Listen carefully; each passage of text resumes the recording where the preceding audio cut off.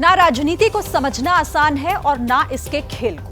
नमस्कार, मेरा नाम शीरीन है और आज मैं राजनीति में वाइल्ड कार्ड एंट्री के शॉर्टकट के बारे में आपको बताने वाली हूं। ये वो शॉर्टकट है जो आंदोलन की सीमा रेखा को लांघकर सियासत का दामन थाम लेता है। कुश्ती के दंगल के दो दिग्गज पहलवान आज राजनीति के अखाड़े में उतर गए। विनेश फोगाट और बजरंग पूनिया ने कांग्रेस का दामन थाम लिया। राजनीति की पिच पर उतरने से पहले दोनों पहलवानों ने नौकरी छोड़ी, लेकिन पहलवानों के राजनीतिक दंगल में उतरने पर सियासत के सुर आखिर इतने तल्ख क्यों हैं, ये आपको बताते हैं।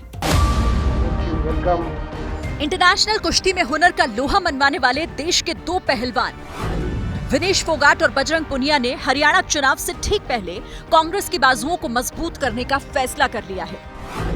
रेसलिंग और रेलवे की नौकरी को भी नमस्कार करने के बाद विनेश और बजरंग नए कप्तान मल्लिकार्जुन खड़गे से मुलाकात करने पहुंचे और पार्टी में शामिल होने के बाद दोनों पहलवानों ने कांग्रेस में शामिल होने की वजह भी बताई। कांग्रेस पार्टी का मैं बहुत बहुत धन्यवाद करती हूं। मैं विश्वास दिलाती हूं पूरे देशवासियों को, जो मेहनत, जो लगन से हमने रेसलिंग में काम किया है, हम चाहते हैं कि देश के हर एक नागरिक को जो दर्द, जो तकलीफ हमने झेली है, खासकर महिलाओं के लिए, हर एक उस महिला के साथ में हम खड़े हैं जो अपने आप को लाचार, अपने आप को बेबस समझती है। जो अत्याचार बेटियों पे हुआ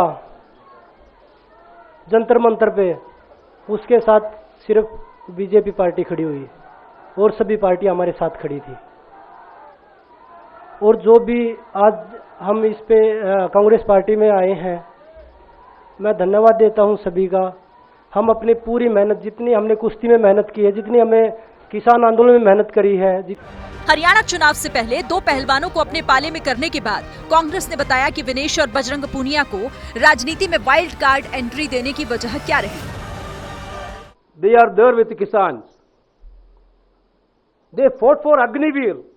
That's why Indian National Congress is very proud to accept them in this party. After resigning, she got a WhatsApp message from railway authorities. Printed their photo along with the Rahul Gandhi ji, leader of opposition of this country. Is it a crime to stand with the leader of opposition of this country? The country will be with these two players, entire country. सियासी अखाड़े में पांव रखने के बाद अब हरियाणा के ये दोनों पहलवान चुनावी दंगल में दाव लगाने को तैयार हैं। लेकिन विनेश और बजरंग दोनों के लिए ये पॉलिटिकल डेब्यू इतना आसान भी नहीं होने वाला, क्योंकि राजनीति के रिंग में विनेश और बजरंग के दो सीनियर 5 साल पहले पटखनी खाकर साइडलाइन हो चुके हैं। रेसलिंग फेडरेशन के अध्यक्ष ब्रजभूषण शरण सिंह और दोनों पहलवानों की अदावत तो जग जाहिर है। अब सवाल यहां पर यह उठता है कि क्या विनेश और बजरंग का वो आंदोलन राजनीति के लिए था? इसके लिए मैं आपको आंदोलन करो और नेता बनो का राजनीति शास्त्र समझाऊंगी। आंदोलन से जो राजनीति में आते हैं वो समाज बदलने का दावा करते हैं, फिर जनता को ना उम्मीद कर उसी राजनीति में समा जाते हैं। सियासतदान भी इस खेल को अच्छे से समझते हैं और इसीलिए कहा जा रहा है कि विनेश ने पहले ब्रजभूषण से खेल किया, अब राहुल से मेल कर लिया। आखिर मुंह में आंदोलन और बगल में राजनीति के मायने क्या हैं, देखिए।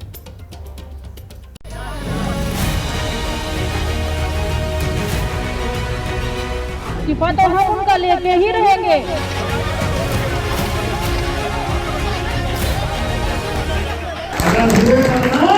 तो नाम भी होगा।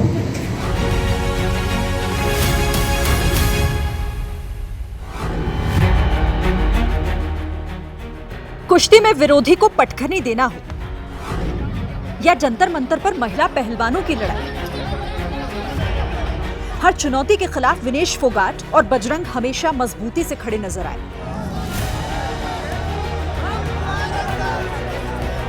लेकिन पहलवानों की आवाज उठाने वाले इन दोनों चेहरों पर अखाड़े की मिट्टी की जगह राजनीति का चटक रंग चढ़ते ही विरोधी आईना लेकर सामने खड़े हो गए। कांग्रेस का पटका डालते ही विनेश और बजरंग ने नई टीम और नए कोच की तारीफ में जो कहा, पहले वो बातें सुनी। बोलते हैं ना कि बुरे टाइम में पता लगता है कि अपना कौन है। जब हम रोड पे घसीटे जा रहे थे तो छोड़ के बीजेपी को देश में जितनी भी पार्टियां हैं वो हमारे साथ में थी, हमारे दर्द को समझ पा रही थी, हमारे आंसुओं को समझ पा रही थी। मैं बहुत प्राउड फील कर रही हूँ कि मैं एक ऐसी पार्टी में, एक ऐसी विचारधारा में हूँ जो महिलाओं के साथ हो रहा अन्याय और उनके साथ बुरे बर्ताव के खिलाफ खड़ी है। हमने तो बीजेपी के जो सांसद थी, जितनी भी महिला सांसद थी, उनके घर पे लेटर दिया था, वो फिर भी उन बच्चियों के साथ नहीं खड़े हो पाए। कांग्रेस पार्टी तो बिना कुछ हमने इनको बताया, ये वहाँ पे हमारे साथ खड़े हुए। तो देश की बेटियों की जो आवाज उठाई उसका भुगतान हम कर रहे हैं। सवाल उठ रहे हैं कि क्या पहलवानों के नाम पर बजरंग और विनेश ने बीजेपी के पूर्व सांसद ब्रजभूषण शरण सिंह के खिलाफ जो आंदोलन छेड़ा था, उसकी नींव पूरी तरह राजनीतिक थी। ब्रजभूषण बोल रहे हैं कि उनके खिलाफ यौन उत्पीड़न के आरोप साजिश है, जिसकी स्क्रिप्ट हरियाणा कांग्रेस के नेताओं ने तैयार की थी। उनको जो बोलना था, आरोप लगा था, तब हमने बोल दिया था ये षड्यंत्र कांग्रेस का है, ये षड्यंत्र दीपेंद्र हुड्डा का है, ये षड्यंत्र भूपेंद्र हुड्डा का है। मैंने बोल दिया था, आज देश बोल रहा है। पहलवान साथियों के पॉलिटिक्स में जाने के बाद ओलंपिक विजेता और आंदोलन में शामिल रही साक्षी मलिक का कहना है कि उन्हें भी राजनीति का ऑफर मिला, लेकिन उनकी प्राथमिकता सियासत नहीं, सिर्फ खेल और खिलाड़ी है। ये उनका व्यक्तिगत फैसला है, पर्सनल चॉइस है उनकी। मैं हमेशा से रेसलिंग के लिए सोचती आई हूँ, रेसलिंग के हित में काम करती आई हूँ और हमेशा करती रहूंगी। मेरे पास भी ऑफर आए बड़े, लेकिन मुझे यूँ था कि मैं जिस चीज से जुड़ी हूँ, जो मैंने एक अच्छी शुरुआत की है, मैं उसको पूरा लास्ट तक लेकर जाऊं। हालांकि आंदोलन के सवाल पर विनेश फोगाट और बजरंग पूनिया अब भी यही कह रहे हैं कि महिला पहलवानों के लिए उनकी लड़ाई आगे भी जारी रहेगी, लेकिन दोनों ये बात मानने को तैयार नहीं कि सियासत में उनकी एंट्री ने पहलवानों के आंदोलन पर पॉलिटिकल लेबल लगा दिया है। देखिए, सियासत अपनी जगह है, लेकिन आंदोलन का अंतिम सत्य सियासत का अखाड़ा होता है। 70 के दशक में जेपी आंदोलन हुआ। उस आंदोलन से नीतीश कुमार, लालू यादव और रामविलास पासवान जैसे नेता पैदा हुए। अगर हाल की बात करें तो आम आदमी पार्टी भी आंदोलन के गर्भ से ही पैदा हुई थी। लेकिन जहां तक खिलाड़ियों का सवाल है, तो ना तो विनेश पहली ऐसी खिलाड़ी हैं जो पॉलिटिक्स में आई हैं और ना आखिरी होंगी। क्रिकेट से लेकर हॉकी तक और शूटिंग से लेकर एथलीट भी स्पोर्ट्स को अलविदा कहकर सियासत का खेल खेलते आए हैं। कुछ तो ऐसे भी हैं जो पहले खेल से सियासत के मैदान पर आए और फिर वापस यूटर्न लेकर अपने प्रोफेशन में चले गए, और इसकी एक लंबी फहरिस्त भी है जो इस वक्त हम आपको दिखा रहे हैं। देखिए, जहां तक आने और जाने की बात है, तो चुनाव के दौरान नेताओं के दौरे भी खूब लगते हैं, क्योंकि मुद्दा पार्टी फर्स्ट बन जाता है। आपको जम्मू लेकर चलूंगी, जहां से बीजेपी ने अपना मिशन कश्मीर लॉन्च कर दिया है। 10 साल के बाद घाटी में विधानसभा के चुनाव हो रहे हैं और बीजेपी ने अपना चुनावी संकल्प रिलीज कर दिया है। होम मिनिस्टर अमित शाह ने इसे जारी किया, जिसमें युवाओं से लेकर महिलाओं और किसानों तक को साधने की पूरी कोशिश की गई है। बीजेपी ने मिशन कश्मीर के तहत घाटी को विकास की क्या गारंटी दी है, अब इसकी डिटेल भी मैं आपको बताती हूं। जम्मू कश्मीर से आतंकवाद और अलगाववाद का पूरी तरीके से सफाया किया जाएगा, संकल्प पत्र में यह साफ कर दिया गया है। घाटी के विकास में महिलाओं की भागीदारी पर भी जोर दिया जाएगा कि उन्हें कैसे बढ़ाया जाए। इसके अलावा महिला सुरक्षा और उन्हें आत्मनिर्भर कैसे बनाया जाए, इसकी गारंटी का वादा भी बीजेपी ने किया है। जम्मू में 5 लाख रोजगार के अवसर लाए जाएंगे। इसके साथ ही कॉलेज स्टूडेंट्स के लिए ट्रांसपोर्ट के लिए हर साल 3,000 रुपए देने का वादा भी है। देखिए, 2 साल के लिए 10,000 रुपए तक की कोचिंग फीस देने का भी वादा बीजेपी ने जनता से अपने घोषणा पत्र में किया है। दूर दराज के हाई सेकेंडरी स्कूल में छात्रों को लैपटॉप और टैबलेट भी दिए जाएंगे। जम्मू कश्मीर में छोटे व्यापारियों को समर्थन देने के लिए मौजूदा 7,000 एमएसएमई यूनिट पर नई नीति की गारंटी भी दी गई है। अटल आवास योजना के तहत भूमिहीन लाभार्थियों को 5 मरला जमीन मुफ्त दी जाएगी। मेडिकल कॉलेजेस में 1,000 नई सीटें जोड़ने की भी गारंटी इसमें शामिल है। किसान सम्मान निधि के तहत 10,000 रुपए किसानों को दिए जाएंगे। किसानों को बिजली दरों को उनकी 50% तक कम करने की भी बात कही गई है। जम्मू कश्मीर के युवाओं को अग्निवीर और पुलिस भर्ती में 20% कोटा भी दिया जाएगा। जम्मू कश्मीर के गांव में 10,000 किलोमीटर नई सड़कों का निर्माण कराया जाएगा। जम्मू कश्मीर में मेट्रो सेवाएं भी जल्द शुरू करने का वादा इस संकल्प पत्र में शामिल है। और जम्मू कश्मीर में अवैध रोहिंग्या और बांग्लादेशी बस्तियों से निपटने के लिए सख्त अभियान भी चलाने का वादा किया है। और गृह मंत्री ने क्लियर कट कह दिया है कि अब जम्मू कश्मीर में आर्टिकल 370 कभी नहीं लौटेगा। पूरे देश को स्पष्ट कर देना चाहता हूं, धारा 370 इतिहास बन चुकी है, वो कभी लौटकर नहीं आने सकती, हम आने भी नहीं, क्योंकि धारा 370 ही वो कड़ी थी जो कश्मीर के अंदर युवाओं को हाथ में हथियार और पत्थर पकड़ाती थी। अलगाववाद की विचारधारा ही युवाओं को विकास की जगह आतंकवाद के रास्ते पर शिफ्ट करती थी, और आज मोदी जी के नेतृत्व में ढेर सारे काम हुए हैं। देखिए, घाटी में चुनाव है और इसीलिए दुश्मन बेचैन है। घाटी का अमन पाकिस्तान की आंख में तिनके की तरह खटकता है, लेकिन आज डिफेंस मिनिस्टर की बात सुनकर उनके पसीने छूटने भी लाजमी है। हिंदुस्तान ने यह ठान लिया है कि शांति के लिए युद्ध का विकल्प खुला हुआ है। राजनाथ सिंह ने ऐलान कर दिया है कि देश की शांति के लिए सेनाएं युद्ध के लिए तैयार रहें। अब आखिर इस बयान के मायने क्या है? क्या बॉर्डर पर बड़ा सरप्राइज मिलने वाला है?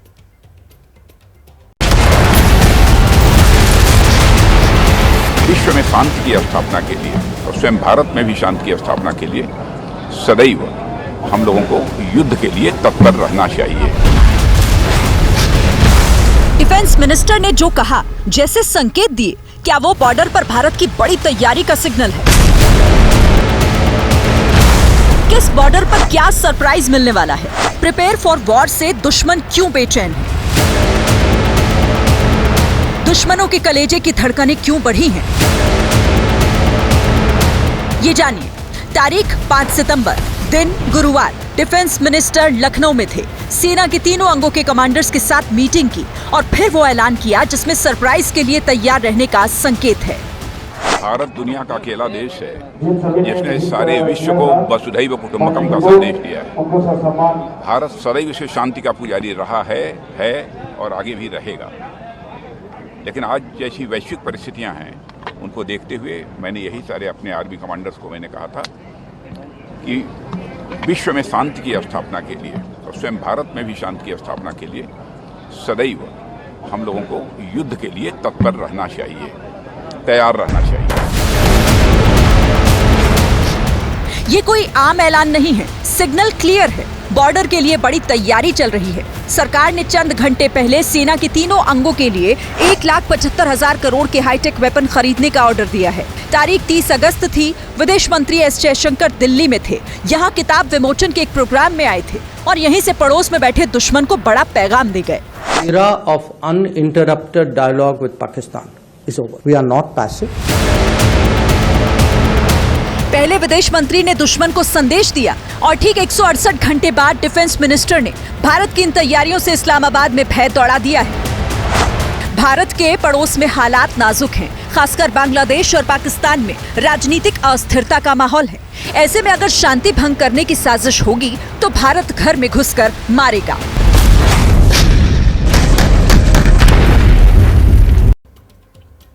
देखिए, भारत जो कहता है वो करता है और इसी से दुश्मन डरता है। इस्लामाबाद के ऑपरेशन जिहाद में छिपे डर की फाइल खोलूं, उससे पहले 2 मिनट में देश की 10 बड़ी खबरें दिखाती हूं। मुंबई के प्रसिद्ध सिद्धिविनायक मंदिर में गणेश मूर्ति का आगमन हुआ। पूरे रीति रिवाज और धूमधाम से गणपति बप्पा का स्वागत हुआ। इस दौरान फिल्म स्टार दीपिका पादुकोण और रणवीर सिंह ने भी दर्शन किए। कल गणपति बप्पा की प्राण प्रतिष्ठा होगी। यूपी के बरेली में सब्जी मंडी में भीषण आग लग गई। हादसा इज्जत नगर के डेलापीर सब्जी मंडी में हुआ, जिसकी खबर मिलने पर फायर ब्रिगेड की 4 गाड़ियों ने मौके पर पहुंचकर आग पर काबू पाया। लेकिन आग लगने से मंडी में लाखों का सामान जलकर खाक हो गया।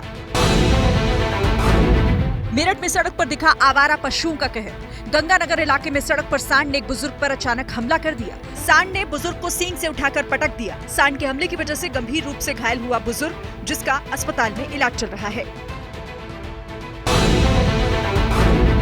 मुंबई के कमला मिल कंपाउंड में आग लगने की खौफनाक तस्वीर देखने को मिली। ये आग टाइम्स टावर बिल्डिंग में लगी, जिसमें कई ब्रांडेड शोरूम, पब और रेस्टोरेंट हैं। आग बुझाने के लिए फायर ब्रिगेड को काफी मशक्कत का सामना करना पड़ा। मध्य प्रदेश के मुरैना में बाइक सवार बदमाश एक शख्स से 8.5 लाख रुपए लूटकर फरार हो गए। लूट का शिकार शख्स बैंक में पैसे जमा करने जा रहा था, तभी पीछे से आ रहे बदमाशों ने स्कूटी को टक्कर मारकर शख्स को नाले में गिरा दिया और रुपए लेकर फरार हो गए। गाजियाबाद पुलिस ने 3 साइबर ठगों को गिरफ्तार किया है। ये गिरोह टेम्पो ट्रैवल से ठगी का नेटवर्क चला रहा था। क्रेडिट कार्ड रिवॉर्ड पॉइंट का झांसा देकर ये गैंग लोगों से पैसा ऐंठ लेता था। रात में चेकिंग के वक्त पुलिस ने इस गैंग को पकड़ा। पुलिस ने इनके पास से मोबाइल फोन और चेकबुक बरामद किए हैं। चीन से सैटेलाइट लॉन्चिंग का वीडियो सामने आया है। चीन ने ताइयुआन सैटेलाइट लॉन्च सेंटर से 10 उपग्रहों के एक समूह को सफलता से कक्षा में लॉन्च कर दिया। चीन ने भविष्य की गतिशीलता के लिए 10 नए जीली 03 उपग्रह लॉन्च किए हैं। चीन में यागी तूफान का कहर देखने को मिला। हांगकांग की इन तस्वीरों से तूफान की ताकत का अंदाजा लगाया जा सकता है। यागी तूफान की रफ्तार 300 किलोमीटर प्रति घंटा है, जो 4 तूफान के बराबर है, जिसके लिए चीन ने पहले से चेतावनी जारी की थी। वियतनाम ने भी यागी तूफान से बचने के लिए तैयारी शुरू कर दी है। वियतनाम ने सुपर टाइफून से निपटने के लिए सेना को तैनात कर दिया है। यागी तूफान के शनिवार तक वियतनाम के समुद्र तट से टकराने की आशंका है, जिसके चलते 400 मिलीमीटर तक भारी बारिश हो सकती है। वैसे अगर दुश्मन हरकतों से बाज नहीं आया तो गोले बारूद की बारिश उस पर भी हो सकती है। एक पुरानी कहावत है ना कि सियानी बिल्ली खंबा नोचे। पाकिस्तान की हालत आजकल बिल्कुल वैसी ही है। हर मोर्चे पर भारत के हाथों पिटने के बाद इस्लामाबाद ने प्रोपेगेंडा का एक नया फ्रंट खोल दिया है। पाकिस्तान मोहरे की तरह बांग्लादेश को इस्तेमाल कर रहा है। दावा है कि पाकिस्तान का ऑपरेशन जिहाद ढाका में लैंड हो चुका है, लेकिन ये है क्या? ये रिपोर्ट देखिए।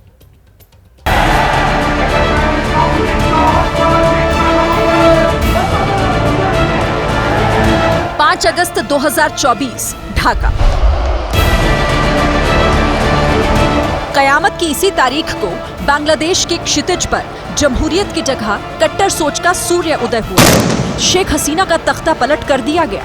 तख्ता पलट की स्क्रिप्ट ढाका से 2000 किलोमीटर दूर इस्लामाबाद में लिखी गई। इस्लामाबाद एक और खतरनाक मिशन पर है। फेमस राइटर तस्लीमा नसरीन का दावा है कि बांग्लादेश को अफगानिस्तान बनाने की तैयारी है। पाकिस्तान बांग्लादेश की कट्टर जमातों के संपर्क में है। कट्टर जमातें बांग्लादेश के युवाओं को जिहादी बना रही हैं। भारत विरोधी एजेंडा चलाया जा रहा है। बांग्लादेश में हिंदू विरोधी एजेंडा छिड़ा हुआ है।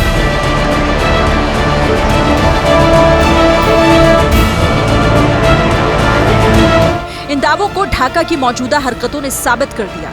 कट्टर मौलाना का भारत के खिलाफ आग उगलना, चीन के राजदूत का जमाते इस्लामी के दफ्तर के चक्कर काटना चीन और पाकिस्तान की साजिश का प्रमाण है।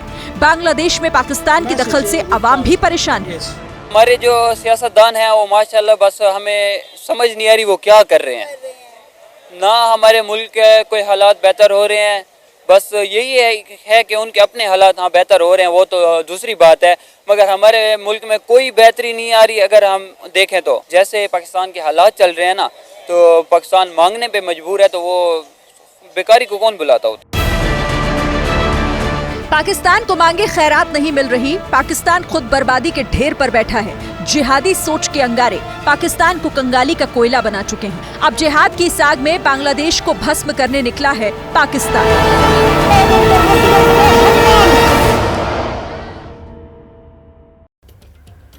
पीठ पर वार करना दुश्मन की पुरानी आदत है। अब तक पाकिस्तान भारत से 4 जंग लड़ चुका है।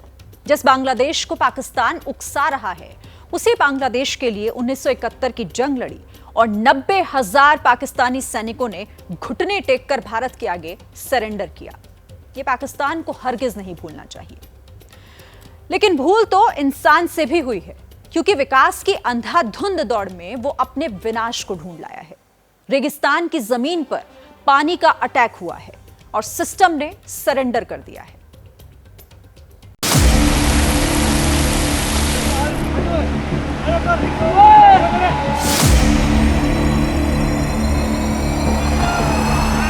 विकराल बाढ़ की ये डरावनी तस्वीरें राजस्थान के उदयपुर की। भारी बारिश के बाद पुलिया पार करते वक्त बुजुर्ग बह गया। 1 दिन बाद लाश मिली।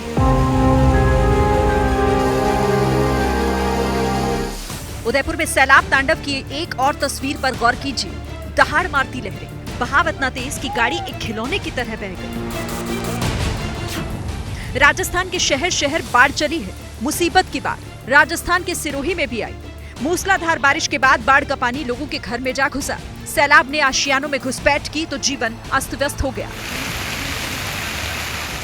बारिश ने सड़कों को दरिया बना दिया है। जो ठेले कल तक सड़क पर चलते थे आज नाव बनकर तैरने लगे हैं। अजमेर में इस साल अभी तक रिकॉर्ड तोड़ बारिश ने लोगों की परेशानी बढ़ा दी है।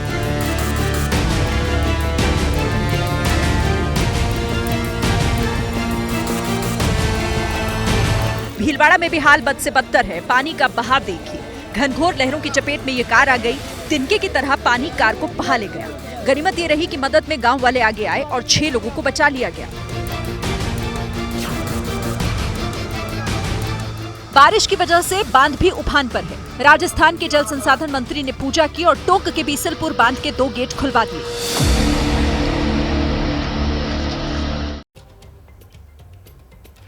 एक बात सरकार को अच्छी तरह से समझ लेनी चाहिए। पब्लिक में गुस्सा है।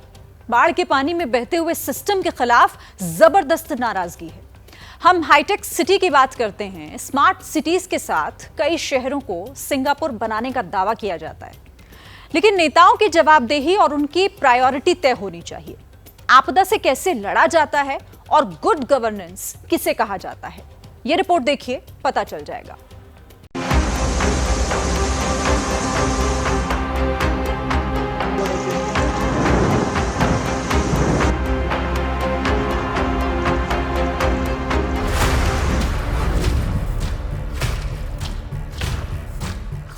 आसमानी कैमरे में कैप्चर ये गुड गवर्नेंस की तस्वीर है। आपदा जैसे संकट को चीरकर समाधान और संतोष की सच्ची नजीर है। तस्वीरें आंध्र प्रदेश के विजयवाड़ा के बीआरटीएस रोड की है। सड़क पर दोनों तरफ वाहनों की लंबी कतार है। ये कोई मामूली वाहन नहीं, बाढ़ काल में राहत की चलती फिरती ब्रिगेड है, जो बाढ़ पीड़ितों तक मुफ्त राशन और जरूरी चीजें पहुंचाने में जुटे हैं। ऑपरेशन को कामयाब बनाने में आंध्र प्रदेश सरकार ने बड़ा प्लान तैयार किया है। बाढ़ पीड़ितों तक जल्द राहत पहुंचाने का जिम्मा राज्य आपूर्ति विभाग, राजस्व और पुलिस महकमे को दिया है। मुफ्त राशन वितरण के लिए 1200 वाहन लगाए गए हैं। बाढ़ पीड़ितों को कैसे संकट से बचाना है, इसकी दूसरी नजीर देखिए। ये विजयवाड़ा का सिंह नगर है। सड़क पर फायर ब्रिगेड की स्पेशल गाड़ियों का काफिला है। कॉलोनियों से बाढ़ का पानी उतरा तो गाद बची। दमकल विभाग इसी चुनौती की सफाई कर रहा है। और सुनिए, विजयवाड़ा को बाढ़ की मुसीबत से मुक्त करने के लिए, चप्पे चप्पे को क्लीन करने के लिए 4000 से ज्यादा सफाई कर्मी जुटे हैं। टीमों को 32 वार्ड में बांटा गया है। हर वार्ड में सफाई के लिए 4 स्पेशल व्हीकल लगाए गए हैं। हर वार्ड में 1 स्पेशल ऑफिसर लगाया गया है। केंद्र सरकार और राष्ट्र सरकार दोनों भी जितना भी मदद करेंगे उतना अपन कोशिश करने के लिए और उनका तकलीफ को कम करने के लिए हम जो है हर घर को आज से 25 किलो चावल, 1 किलो उड़द दाल, 1 किलो चीनी और 1 लीटर पाम ऑयल, इसके साथ में ऑनियन और पोटैटो भी 2-2 किलो हर घर को सरफरा कर रहे हैं। आमतौर पर बाढ़ जैसी आपदा में आसमान से राहत के पैकेट गिराए जाते हैं, लेकिन विजयवाड़ा में एक एक पीड़ित के हाथ तक राहत सीधे पहुंच रही है ना एक एक तस्वीर नजीर।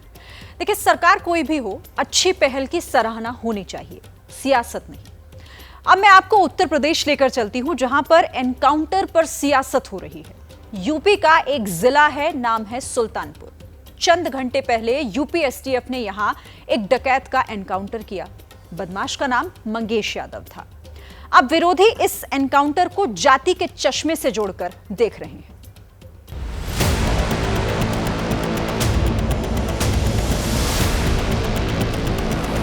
डकैती के आरोपी मंगेश यादव के एनकाउंटर के बाद उत्तर प्रदेश में एक बार फिर योगी सरकार और समाजवादी पार्टी आमने सामने आ गई है, क्योंकि सुल्तानपुर में डकैती के आरोप में जिस हिस्ट्री शीटर को एसटीएफ ने मौत के घाट उतारा, उसका नाम मंगेश यादव है।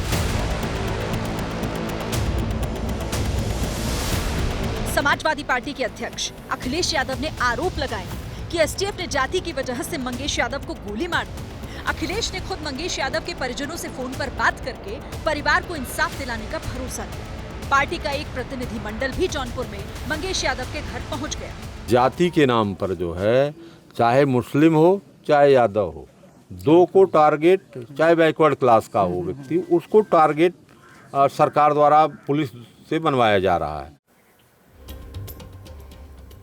और इसी के साथ पब्लिक इंटरेस्ट में आज के लिए फिलहाल इतना ही। जैसे ही घड़ी का काटा दोपहर 2:30 पे आए, बबीता जी का दिल सास बहू साजिश के लिए मचल जाए। और ये है इनकी बहू, पूरे दिन ऑफिस की टेंशन हो जाए गॉन जब ये करें अपना फेवरेट शो फ्री टाइम पे ऑन।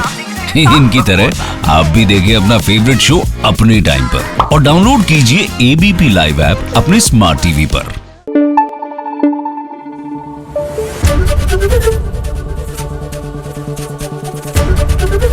एबीपी न्यूज आपको रखे आगे।